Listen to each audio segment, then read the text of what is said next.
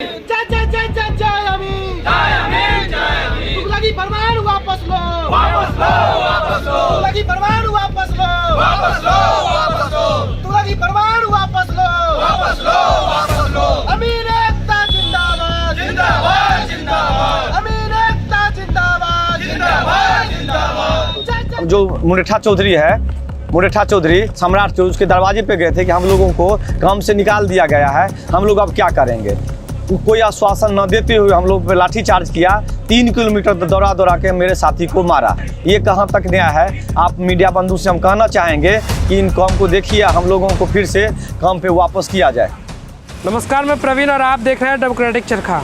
साल 2019 में बिहार सरकार ने अमीनों के लिए 550 पदों की भर्ती निकाली थी।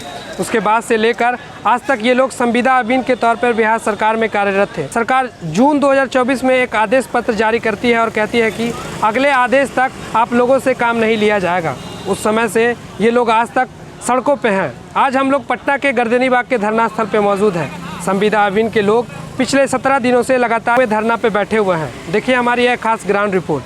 क्या नाम है आपका? मेरा नाम हीरा मिश्रा हुआ। हम वैशाली में पोस्टेड थे। हम लोग पूरा बिहार के अमीन यहाँ पे बैठे हुए हैं, लगातार 17 दिन से बने हुए हैं। हम लोगों को 13/6/2024 को एक भू अभिलेखन परिमाप निदेशालय के डायरेक्टर द्वारा लेटर जारी किया गया। उसमें लिखा गया सभी RO, DM और CO को कि इन लोगों से अगले आदेश तक काम नहीं लिया गया। हम लोग बिहार के वो अमीन है जो 2019 के विज्ञापन संख्या 2 में बहाली हुए थे। हम लोगों का प्रक्रिया होते हुए 21 में बहाली हुए। तब से हम लोग बिहार के जितना भी भूमि विवाद था, हम लोग सर्वे के लिए बहाल हुए।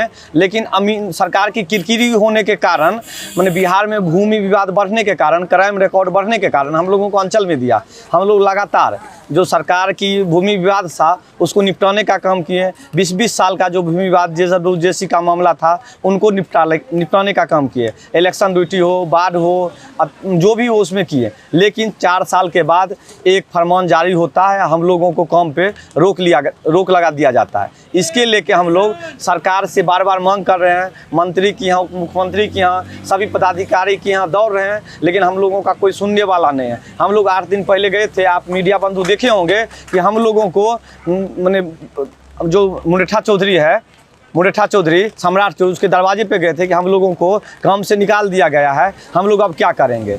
कोई आश्वासन न देते हुए हम लोग पे लाठी चार्ज किया, 3 किलोमीटर दौड़ा दौड़ा के मेरे साथी को मारा। ये कहाँ तक न्याय है। आप मीडिया बंधु से हम कहना चाहेंगे कि इन काम को देखिए, हम लोगों को फिर से काम पे वापस किया जाए।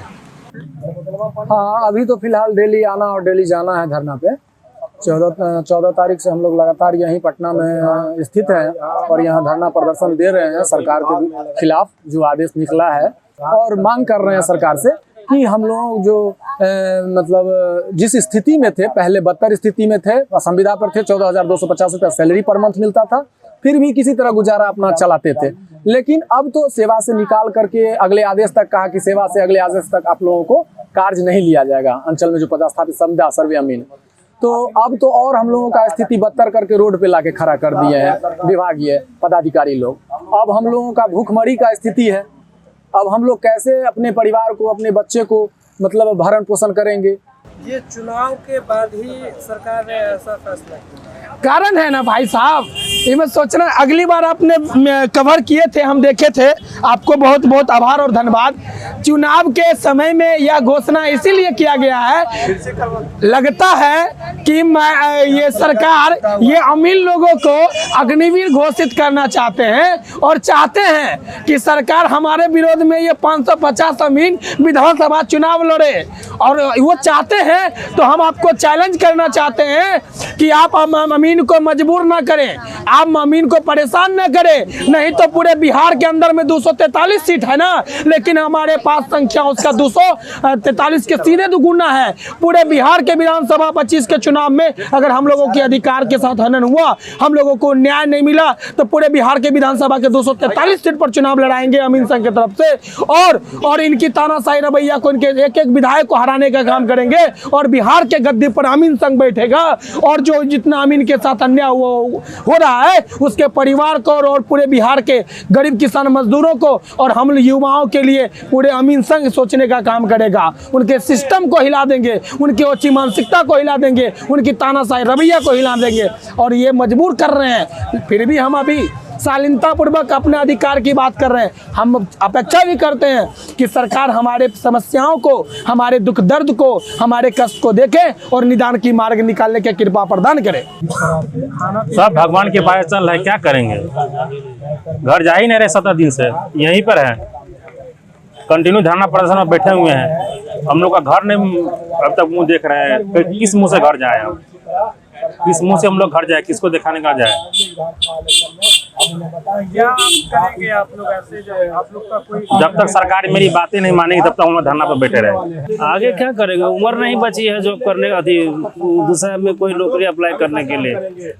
अब यहीं बैठे रहेंगे, देखेंगे क्या? वैसे भी हम लोग को जिंदगी तबाह हो गया, बर्बाद हो ही गया। अब सम्राट चौधरी जो है लाठी चलवाए रहे, जाएंगे फिर उनके पास जाएंगे, फिर नौकरी का जो है कुछ ना कुछ उनसे हम मांग रखेंगे।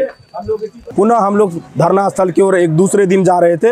उस दिन भी हम लोग पर लाठीचार्ज करवाया। तो हम लोग लाठी से डरने वाले नहीं हैं। ये जितना लाठीचार्ज करेंगे उतना हम लोग मजबूत होंगे। तो ये जो सरकार है ये हमेशा ढिंढोरा पीटती है कि हम जो रोजगार देते हैं, रोजगार मतलब नीतीश सरकार। आप देखे होंगे कि पटना के सड़कों पर होर्डिंग लगा हुआ है, रोजगार मतलब नीतीश सरकार। ये गलत होर्डिंग है। ये लॉलीपॉप देकर या बिहार के वासी को, अमीन साथियों को ठगना चाहती है। तो ये भूल ना करें। अगले विधानसभा में हम लोग इन्हें मजा चखाएंगे और बताएंगे कि आपने 550 अमीन को ठगा है। उसी का परिणाम है कि अगले विधानसभा में आपको इस सत्ता से उतार के रख देंगे। ये हम नीतीश सरकार से कहना चाहते हैं। अगर आप लोग को फिर से सत्ता में आना है तो भाइयों, जितने भी अमीन साथी हैं, जितने बिहार के वासी हैं, माता बहनें हैं, हम उनसे गुजारिश करते हैं कि आप पुनः मुझे सेवा में वापस ले, 550 अमीन को वापस ले।